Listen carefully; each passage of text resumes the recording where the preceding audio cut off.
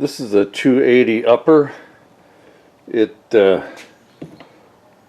doesn't look too pretty, but I think it's actually in pretty good condition, at least on the inside. And it appears to be a freshwater unit. So I'm going to see what I can do with it. Somebody has stolen the input yoke, so we'll have to get another yoke. But the main issue is these three clamp ring bolts are already been removed. This one is frozen in, okay?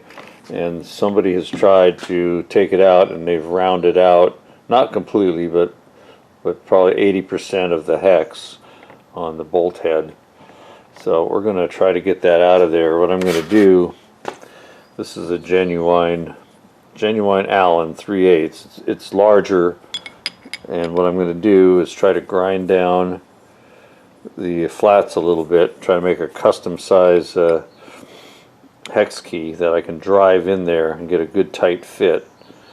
And then we'll use our trick of heating this thing up. Looks like somebody's already heated it, but you got to heat it back here. So let me get started. We'll see if we can get this thing out of here. First thing I got to do is modify this wrench.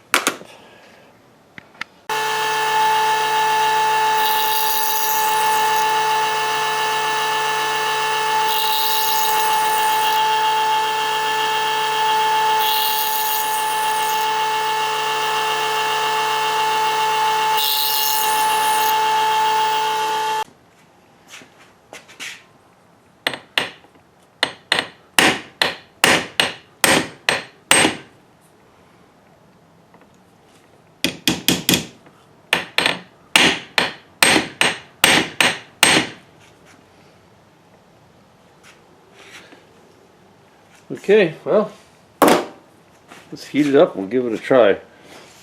I just took the Allen hex out of that, so that fits out perfect.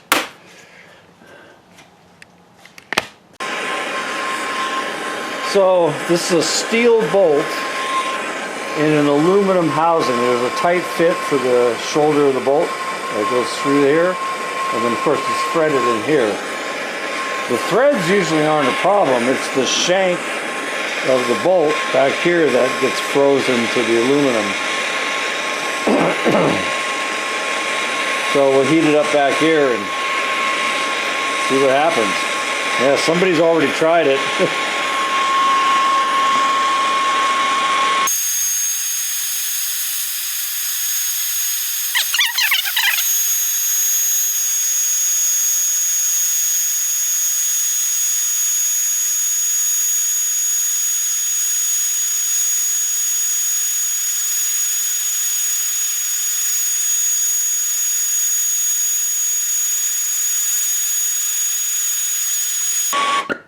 Let's give it a try.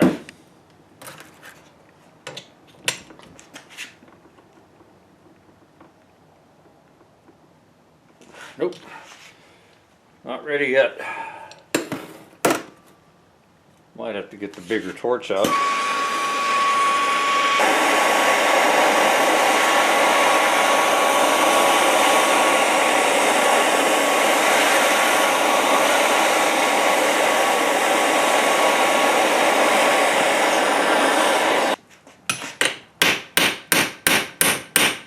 A little shock treatment as well.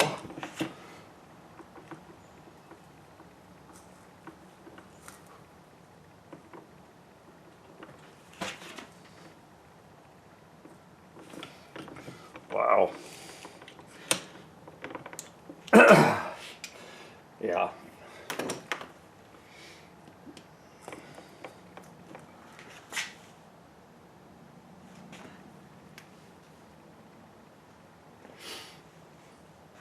Alright, I'm going to let it cool. Sometimes you need to let it heat it and cool it a few times. Alright, this has been cooling off for a little while. So our custom made hex key actually held up just fine. It doesn't have any distortion at all. But the cap screw is definitely softer and it's rounding out. I mean, we still have some hex left. but I'd have to cut this back and you know, extend this grind a little bit, widen it out a little more. But rather than that, I think I'm just going to try a screw extractor. I mean, this is a 6 flute, so it should engage with what's left of the hex fairly well. And it's not bottoming out, it's got a ways to dig in, so I put a socket on the end. I think we'll try that. I did put some penetrant around the bolt head, although that usually doesn't work because the corrosion in here is so tight nothing can get through it. Typically heat's about the only thing that works, so we'll heat it up again. So if all else fails, we can cut this housing right just back of the split line here. We'd have to get a new clamp ring. These are available on the used market, and then, you know, that way we can save the rest of it. But well, let's keep going. I'll bring you back when we get this heated up.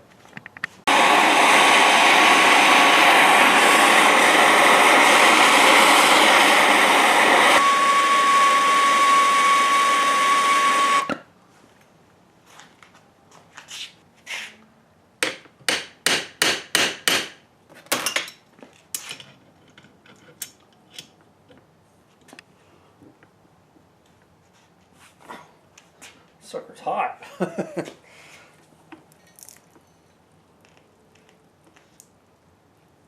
Nope.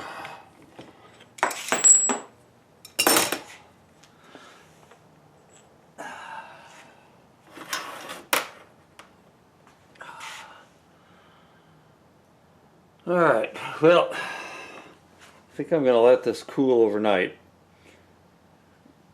That way we can get a full heat cycle, and we'll try it again tomorrow. Okay, I've had a few minutes to think about this. We've pretty much reached the limit of what we can do with the screw extractor, because it's worked its way in till it's to the bottom of the cup, the socket cup. So it can't continue to dig in anymore, so it's just going to slip. Okay, so that's done. All right, so it's the next day, and I've thought about this quite a bit. We're down to 3 options on how to get this bolt out of here. Okay, so the one I was talking about yesterday was actually TIG welding this hex stock in here. Or another option would be to, you know, try to TIG weld a nut on there. Couple difficulties with that is this U-joint assembly. You can't get this U-joint off without taking the unit apart. I could probably come in here with the Sawzall or maybe the plasma cutter and actually cut the U-joint in half. You're not going to get it out of this yoke when it's installed. There's not enough room.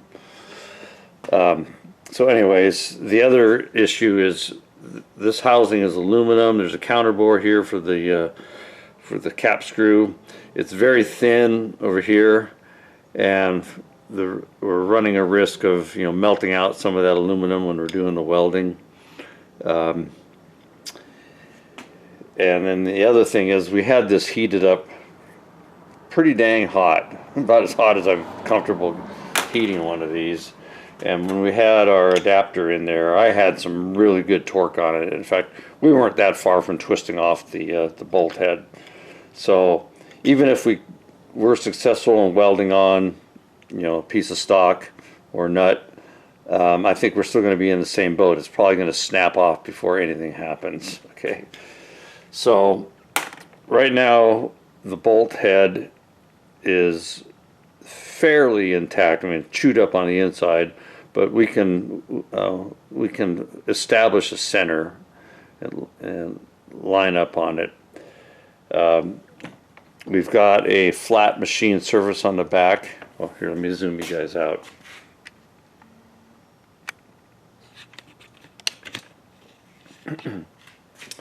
Okay, so we have a flat machine surface on the back of the transmission here, and this will come off. That plug will come out. That'll give us a flat plane. We can mount this to the mill table and be perpendicular to the thread bore, okay? And we've still got enough of a bolt head here, clean enough that we can establish our center and mill this out. And I think that's what we're going to do. So I can come in with a large end mill, get rid of the bolt head. There's going to be a hardened washer underneath there. I got to be careful of that. I got several of these 9/16 end mills, so if we trash one, we trash one. And then once we get through that, then we can switch over to a 3/8 end mill.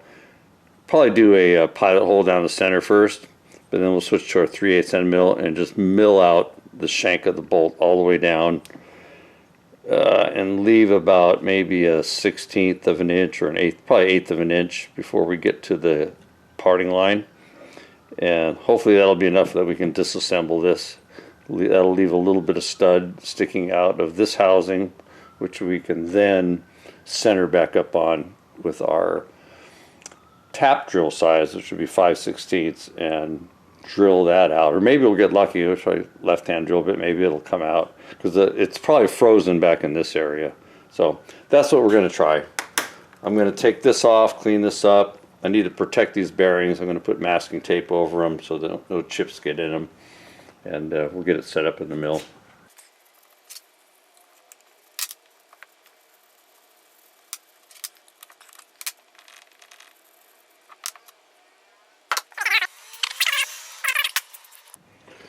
Alright, got it all cleaned up, ready to put it on the mill. So if you're going to bring a part to a machine shop to have them remove a bolt or any other work, clean it first, because they're not going to put a greasy, grimy part on one of their milling machines. And they're going to charge you the same labor rate for cleaning as they do for milling. So save a few dollars and clean it up before you take it to them. This unit is actually, I've been looking at it, it's actually in pretty dang good condition. So it's definitely worth trying to save this guy. And of course we'll do a complete tear down and clean up and inspection and so forth. But yeah, get that bolt out. And of course U-joints. I forgot to mention what the last resort is in case everything else fails. So if you can't mill out the bolt, extract the bolt or whatever, you can take a bandsaw or a hacksaw and cut the case right here. Come in at an angle like this, cut through the case until you get through the bolt. Okay, the clamping force is up here at the bolt head. So and down here there's enough material that it will still function. You just have to fill in the cut with like JB Weld, or if you've got a TIG welder, you could fill it in with aluminum and clean that up and probably clean it up in a mill a little bit. But yeah, that's the last resort to do that. And we can always do that if what we're going to do fails. All right, I got everything clamped down. I didn't clamp it down real tight because I don't want to put too much strain on these studs. It's not a high stress situation, so it doesn't need to be clamped real tight. I've already got our center hopefully pretty well located. I just did it by eye, and I just took a little skim just to see how it's going. Looks pretty good. We can always adjust our center as we go, as we see how it looks. So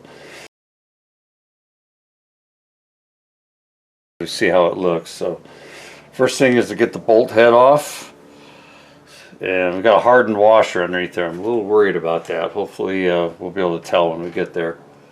All right, here we go. Give it a little bit of cutting oil just for good measure.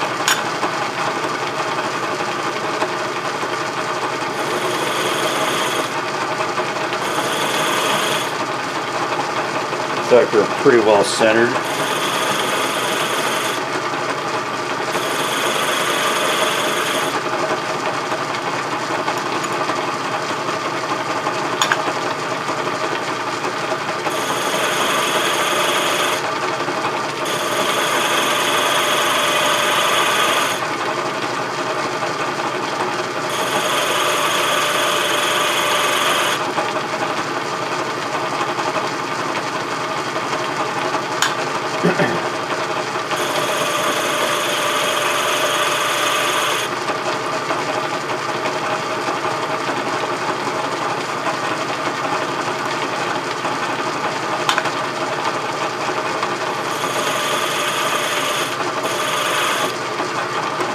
Okay, let me have a look, see how we're doing on our alignment.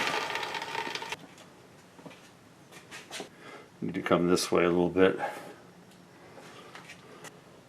Okay, I fine-tuned our alignment. I had to do that off camera. It was just a little fiddly.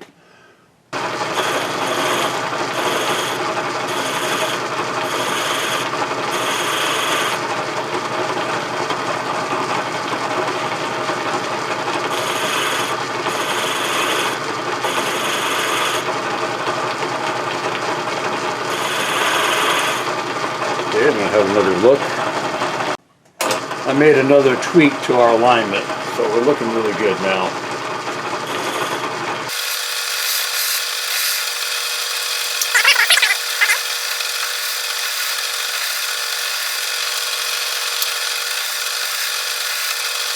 Okay, we might be down to the washer. Let me take a look.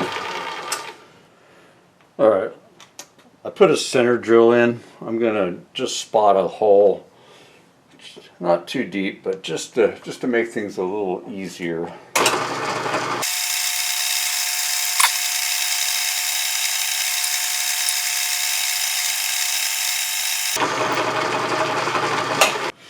Okay, now I'm going to run a 3/16 drill bit just a little ways down. I don't want to go too far because I want to do one more verification that we're on center before we drill all the way down.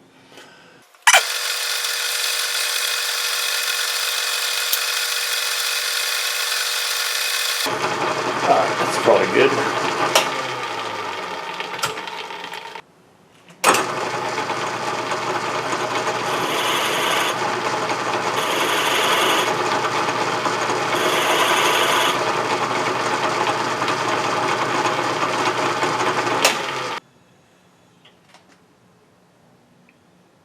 Okay, I think we're down to that hardened washer. I'm going to switch over to the 3/8 end mill. Try to go down through the center of it, and hopefully we can pop it out of there. Okay, I'm going to start with a carbide. It's not very long, but I just want to get through this hard washer, and then we can switch over to a regular.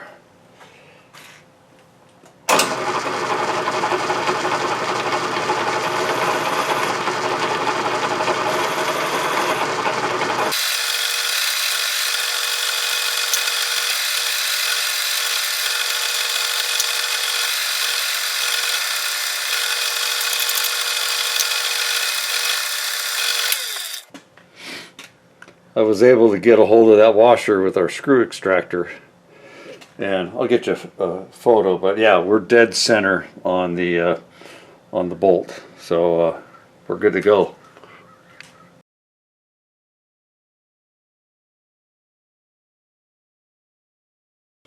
Okay, now that I verified we're on center, I got a center drill in here. I'm going to use it like a spotting drill. I'm going to re-spot the center and put a pilot hole at least down to our split line here on the casting.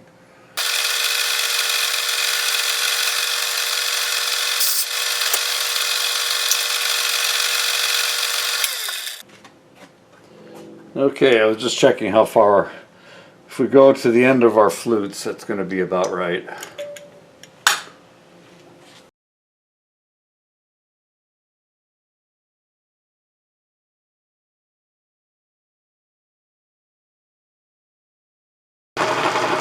Alright, that's about as deep as we can go without changing our setup.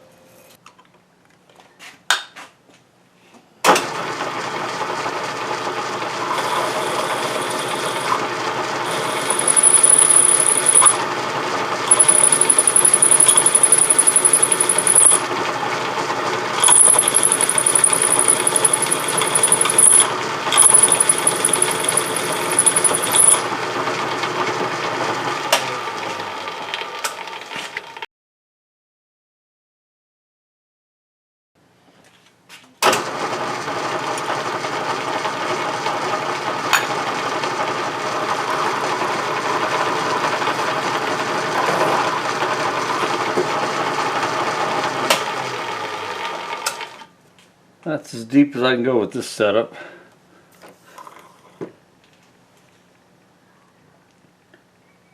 I think we're close enough. We're going to try getting it out of there. We're knocking this up.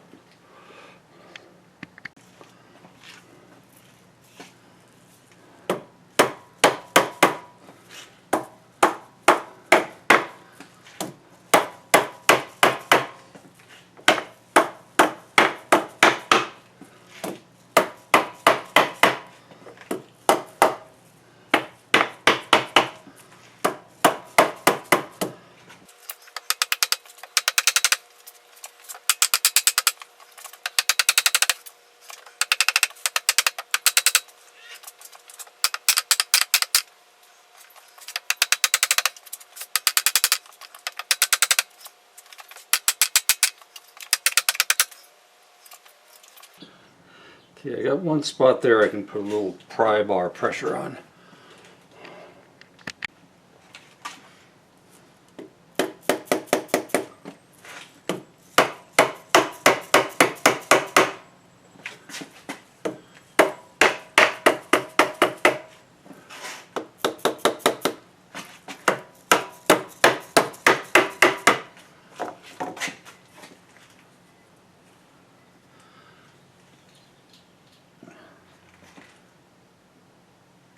Let me see if I can get some shim stock. It's moving slowly. I don't want to do any damage to these machine surfaces, so it's rocking back and forth. So I got a cheap feeler gauge in here to keep it from rocking. Let's give it a few more taps.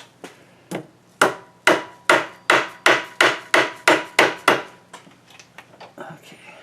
Yeah, we got a nice gap opening up now. Before we tap it the other way. Okay, I like that.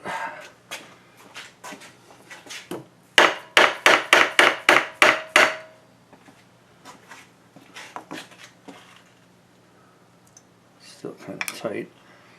There's a little bit of, there we go, a little bit of pry bar action.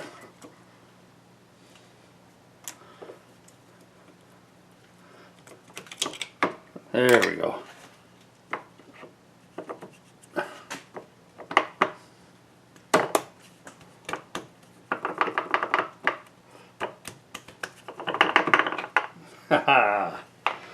There's what's left of our bolt. Looks like we stayed on center pretty good. Alright, I'm going to pack rags in here and then check our center alignment, and we'll go ahead and we'll get that one drilled out. I had to set everything back up. All that banging around trying to get the pinion assembly out, you know, knocked us out of alignment. So I cleaned up and reset everything. I got a 3/8 dowel in here, so I used the eye chronometer and got us lined back up on center. Our pilot hole is a little off, so I'm going to put a probably one size larger end mill in there and try to straighten that pilot hole out before we go any farther. Okay, let's see how close to center we're going to be here.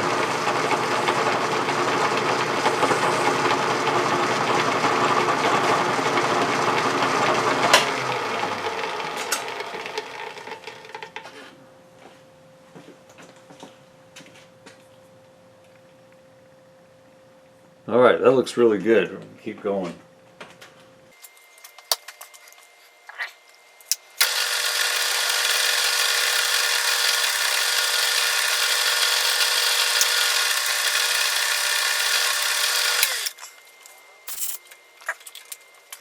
I think I'm going to go ahead and just drill it out at the tap size. I don't think there's any way that's coming out of there. Well, check this out. Figured it was worth a try, and it worked. Yeah, it's, like I was saying before, it's usually not the threads that seize up on these. It's the shank of the bolt. That almost looks like it had something on it, like probably a sealer, maybe even never seize. This is the type of bolt that was in there. All right, success. Well, that one fought us a little bit, but we got it done. That's all that's left of our bolt. The rest is chips and a little wafer. Yeah, that's what the bolt should look like. So yeah, that's what happens. It's not so much the threads that get corroded up. It's the actual shank of the bolt as it goes through the aluminum housing. That aluminum, get a little salt water in there and time, and that aluminum will just, you know, corrode and expand and grab onto the bolt, and it's a tenacious bond that it creates. So yeah, this unit's in really good condition. I mean, these gears, I mean, geez, there's no wear on them at all. They look really good. So this is actually going to turn out to be a pretty nice unit. We are missing the U-joint yoke. I do have another one, but this one's an external snap ring, where these are internal. I mean, I could do a you know, a matchup. Take two U-joints, use the caps from one and the caps from the other. But I really don't want to do that. I'm going to see if I can find the matching correct yoke. Much better, but yeah. So we did a good job of getting centered up on everything. So you know, we didn't do any damage to the housing. Still going to match up just fine. We'll run a drill bit through all these other ones to clean the corrosion out of them. Yeah, so this is a 280 model. It's a little different than the one that I showed on my older video. So let me know what you guys think. Do you want to see me rebuild this one on camera? A couple things that are different about these. I'll probably go ahead and film it. Oh, that's interesting. Is that a crack? I think that's just a stain. We'll check it anyways. But yeah, all right, so we'll do that in a separate video. We'll go ahead and do a complete rebuild on this guy. Yeah, it'll be a nice unit. It's missing the top, but I think I've got an extra top we can put on there. We'll have to get the shims all set up and so forth, but yeah. All right, well, we're going to wrap this one up, and we'll see you guys on the next one.